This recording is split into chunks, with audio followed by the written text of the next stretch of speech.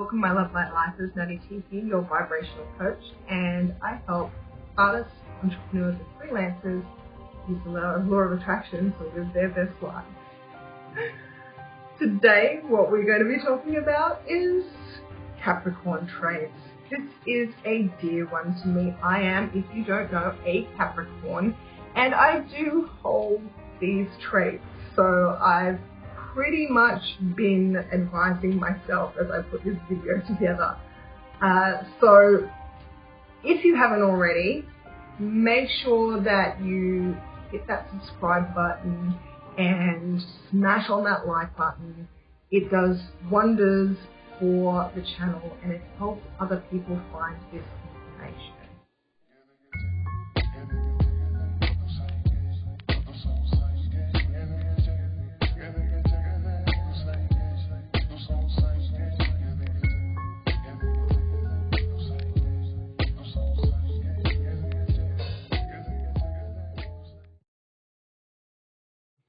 Welcome back to my returning subscribers. And if you were a newbie just turned up just now, welcome as well. So glad to have you. Thanks for joining me. Today we are talking about Capricorn traits. Now, if you don't know, I am a Capricorn. This means that as I was putting this video together, I was basically coaching myself.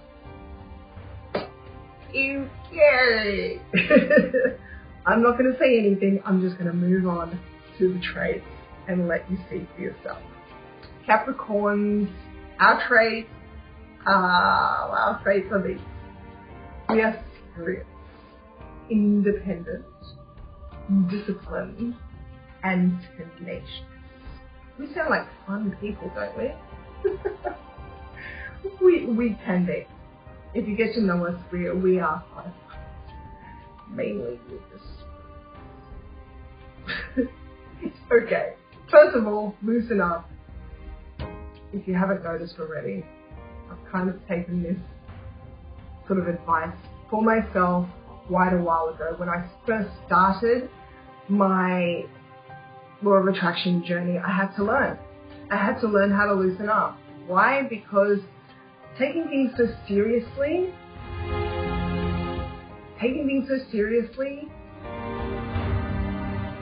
it sucks. And it's not until you stop taking things so seriously that you realize how much it sucks.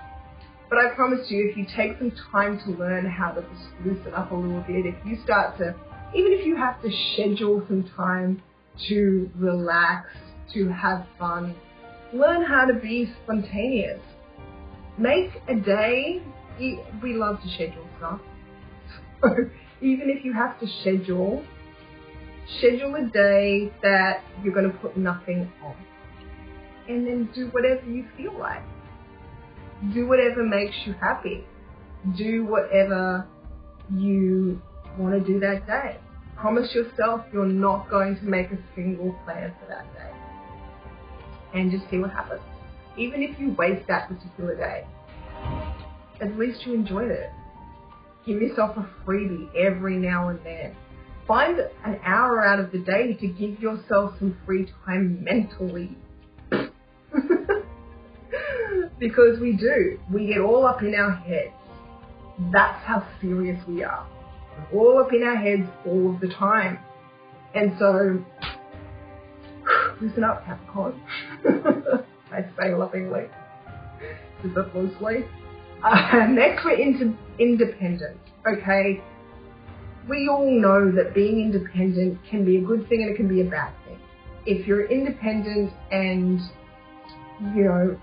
you're enjoying living an independent life just because you can be, then it can be fun being independent.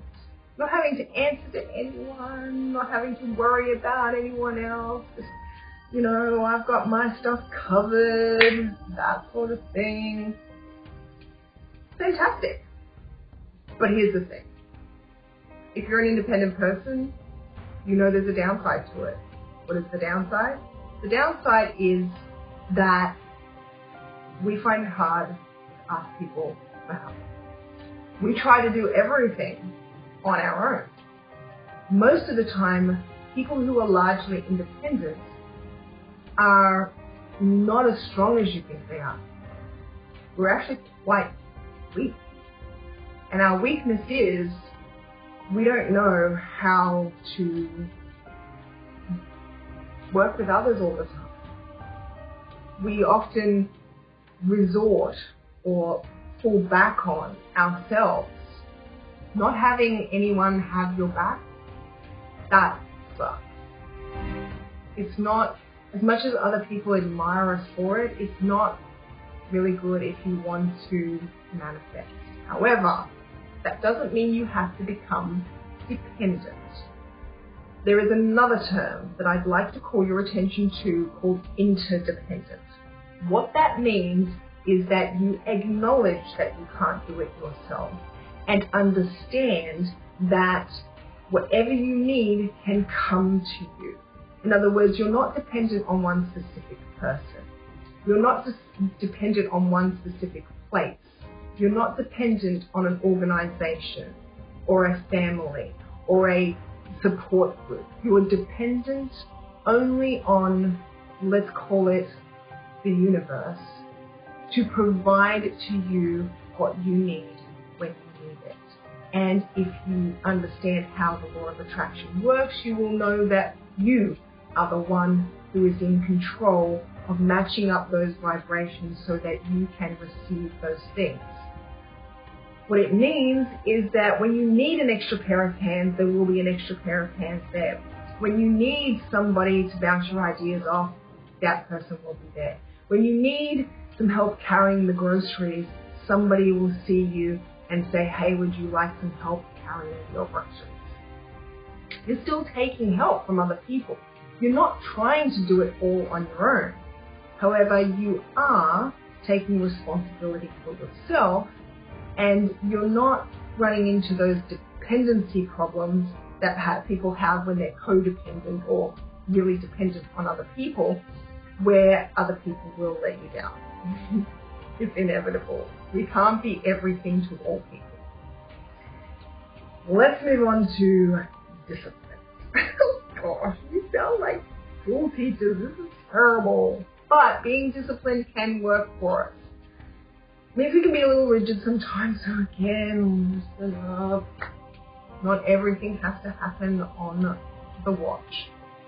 However, being disciplined mentally, as far as the law of attraction is concerned, in other words, if you discipline yourself, forget everything else you're disciplined about for a minute, just for a minute, and just make your top priority being disciplined about the way that you think. In the sense that if it doesn't feel good to you, you are not going to think that way. It doesn't mean you have to stop thinking about it altogether. Oh, the bills are due and I don't have the money. It doesn't mean you stop thinking about it just because it feels bad. What it does mean is you recognize that it feels bad, so you take the time to shift your perspective until it feels good. And if you can't do it right away, put it on the shelf, come back to it. Don't keep trying to smash it out. Law of attraction will reward you for it. Promise. Okay? The other thing that we are is we're hard on ourselves. So that's how we become disciplined. We're hard on ourselves. Okay? This leads us into being tenacious. Be easier on yourself. Treat yourself like a gem. Treat yourself like you are something that you love. You should love yourself, but treat yourself that way.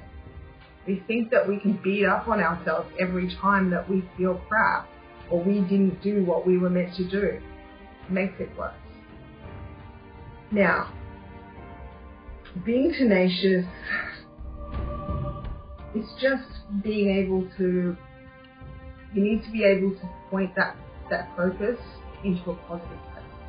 You can still be tenacious, unmoving, but put it into the right spot. Learn how to purposefully let go. That's one of the biggest things for a Capricorn. Learn how to let go. We get forced to let go all of the time, but don't we just hold on like tooth and nail? Aren't we really good at it? Yet we're usually hanging on to things that we should be letting go of. Learn that as a skill, Capricorn. Learn the skill of letting go. Learn how to do it at will.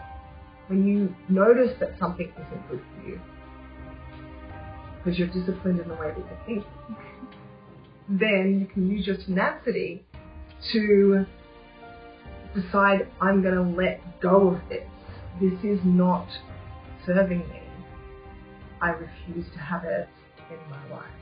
Or I refuse to accept it the way it is. I will shift it.